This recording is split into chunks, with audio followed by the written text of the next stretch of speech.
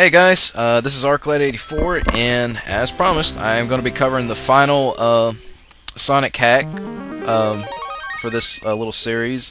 This is Sonic Megamix, which, in my opinion, is one of the best Sonic hack games I've ever played.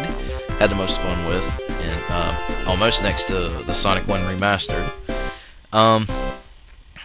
This one was probably one of the biggest projects that many hackers were aware of at the time. Pretty much about anything to expect for like a newly designed Sonic game, or in this case Sonic 1, you name it, it's there. It's got new options, new levels, new soundtrack, multiple characters. It's got it all. Like here, in the preferences, you can change the control schemes, you can turn the speed cap on and off, same with the Supersonic music, when yes, you can go Supersonic in this also, once you get all the emeralds. I'll go into that more in a little bit. But anyway, spike cap, I prefer it off. And then you've also got another set of options, which kind of looks similar to the one in Sonic 2. You get to choose between 3 different characters. You've got Sonic, you've got Mighty the Armadillo, and you got Shadow. And they each have their own kind of color theme, depending on which one you pick, which I'll show you more on that in a little bit. You can also choose between normal mode, which is this, and then the original mode if you prefer to play through the Sonic 1 levels, as if it was originally the Sonic 1 game. But here in this section, we're going to be covering the first zone of the Megamix, and which in this case will be Sunset Hill. And we're starting off with possibly the best character on here that most people play the most, Sonic. He's got tons of different moves. He's got the homing attack, he's got the spin dash, he's got the super peel out. Even if there's like a trail of rings, the touch of a button, light speed dash. Yes, there is light speed dash. I was quite surprised to see this. It's really amazing. As far as shields go, besides the regular crappy force shield, you got the shields from Sonic 2. You got the bubble, the electric, the flame shield. There's a bunch of power-ups that they put in this game. Rings, they've made things made it a lot easier to try to gather a bunch of rings, to have when you get to the end of each act to try to access the special stage.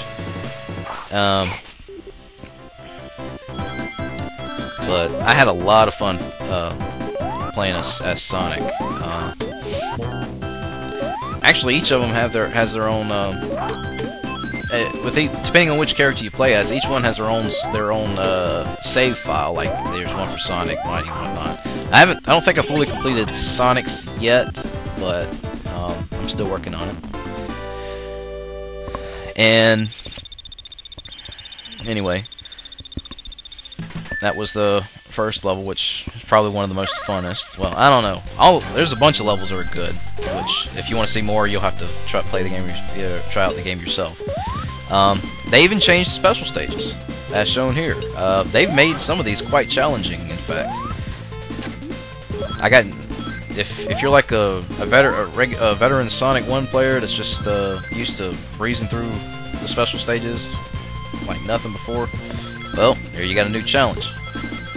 Of course, if you get all 6 emeralds, since this is Sonic 1, so there's 6, not 7. If you get all 6, you get to go Supersonic, or Super Shadow, and possibly Super Mighty. I don't know for sure if he's got a super form or not. But anyway, that was Sonic's character. That's his moveset. Now we're going to be covering Mighty the Armadillo.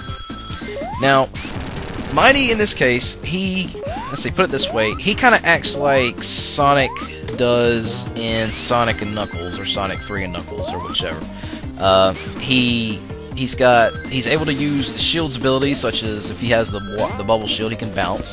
The lightning shield, he can do an extra jump, and so on and so forth. Of course, with the regular shield, there's no special ability with that.